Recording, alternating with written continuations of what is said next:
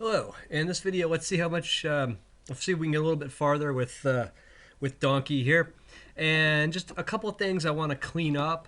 Let's get all the road pieces centered in the middle of the screen. So what I'm going to do is just kind of select them all. And if I go over here into the transform field, so we have X, Y, Z position, rotation, and scale. I want to set the X position of all the roads to be 0, and that should.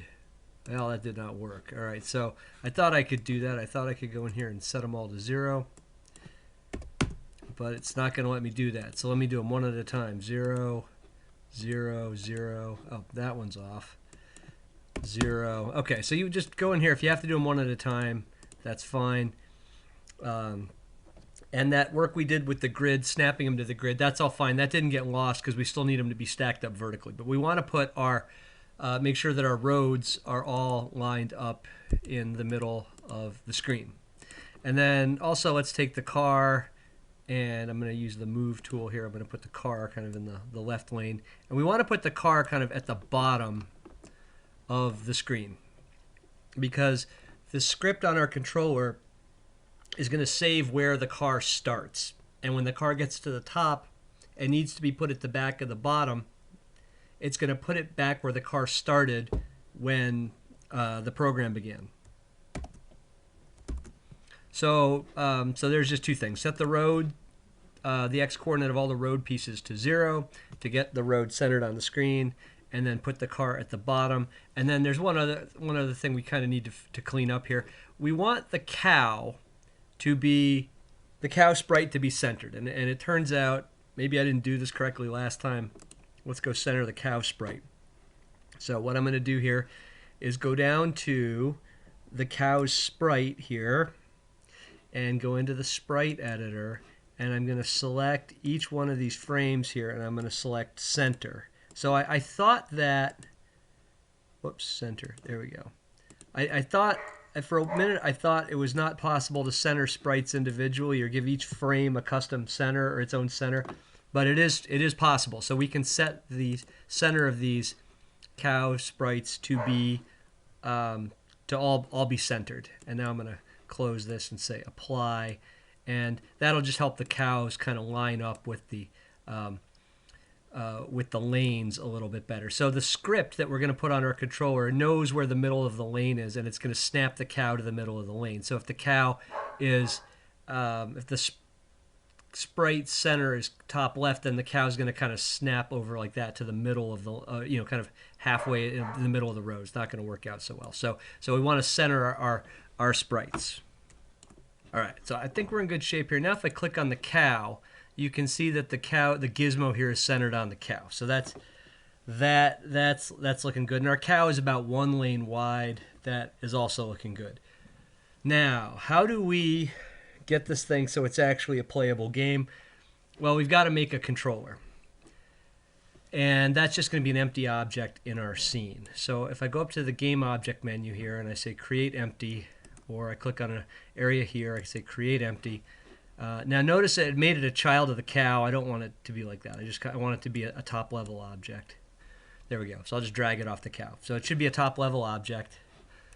Wouldn't actually affect anything. It would just be kind of weird to have. Now the thing would actually move around with the cow. Let's call this thing the controller. And let's set its tag to be game controller, even though it's not going to matter. Usually you want to tag your controller or game controller or something like that. Now let's go put the controller script on the game controller. So in our scripts folder, there's a script called controller. I'm just going to drag that onto here. And somehow this thing didn't, let's rename this thing controller. So somehow it didn't get, there we go. There we go.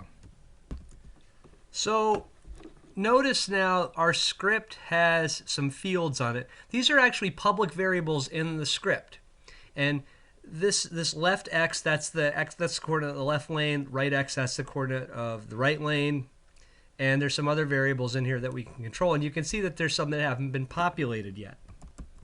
But at this point, if we've properly tagged our objects, it should it should run, because what this script is going to do is it's going to find anything that has been tagged road, and it's going to start it moving, and it's going to be able to find the cow using its tag, and it's going to start the cow moving. So let's just click the play button and see what actually happens here. You can see that it's now starting up. The controller is doing what it does, and you can see there's our cow. He's lined up with the lanes, and our game is going to speed up.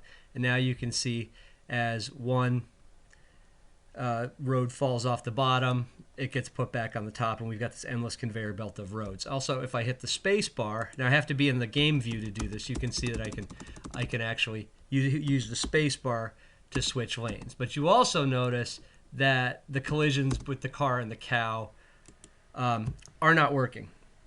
So let's take a look at fixing up our controller script here. So what we've got is, okay, so now when the player dies, the controller has got to respawn the player. And remember, respawning means a prefab. And let's look at the player here.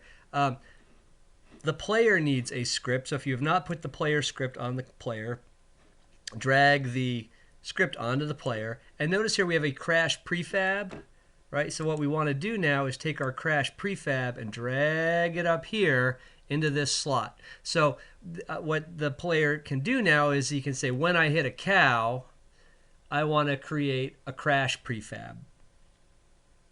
So that is how this all, that's how all of these different objects link together.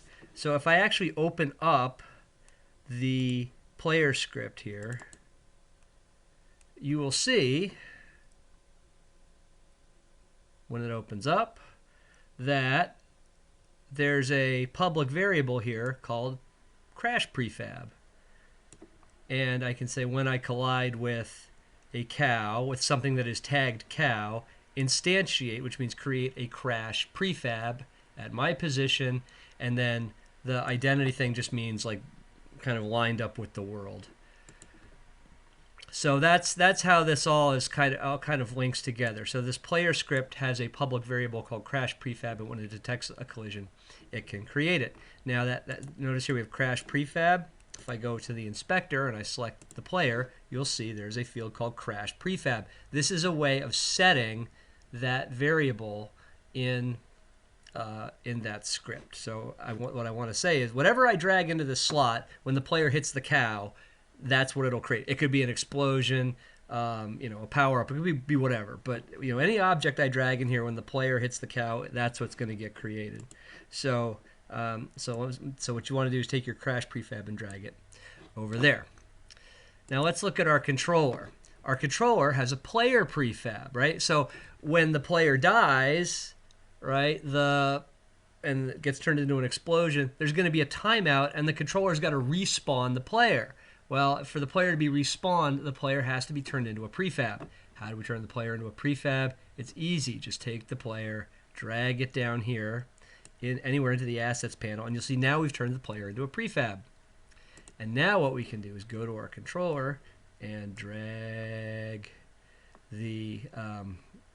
or we go to our folder and drag that prefab into that slot on the controller. And now when the controller needs to respawn the player, it can do that. Now, whatever we drag in here into this slot, that's what the controller script is going to respawn.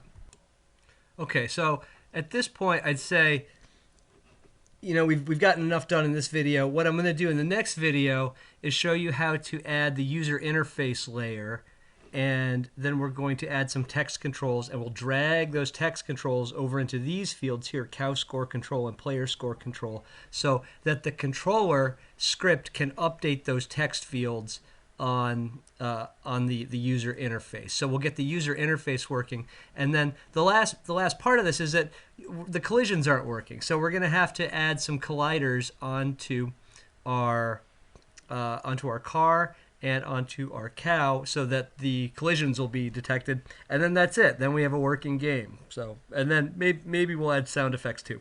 So I think we got enough done in this video. In the next one, we'll add the user interface and the collision checking.